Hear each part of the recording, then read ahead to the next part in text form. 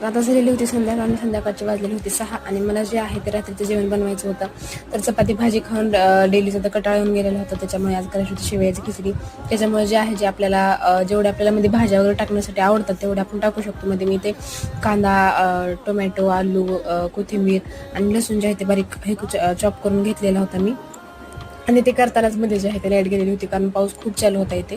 नंतर कढईमध्ये तेल गरम केलं, मध्ये लगेच जे आहे ते लसूण टाकला, मध्ये कांदा टाकला, नंतर जे आहे ते मध्ये शेंगदाणे टाकले, त्याचं आणि रेड चिली पावडर हे सगळं टाकून घेतलं मी. आणि हे सगळं मिक्स करून घेतलं आणि त्याच्यामध्ये जे आहे त्यानंतर पाणी टाकून घेतलं. पाण्याला चांगली मस्त छान अशी उकळी आल्यानंतर मध्ये जे आहे ते शेवया टाकलेल्या होत्या मी. आणि मॅगीपेक्षा हे खूप छान लागतं, हेल्दी पण असतं आणि खूपच टेस्टी पण लागतं. तर वरतून थोडीशी कोथिंबीर घातली आणि मध्ये जे आहे नंतर शेवया वगैरे टाकल्या आणि ते चांगल्या प्रकारे ते 4 ते 5 मिनिट जे आहे ते शिजून घेतल्यानंतर जे शेवयाची खिचडी एकदम रेडी होती.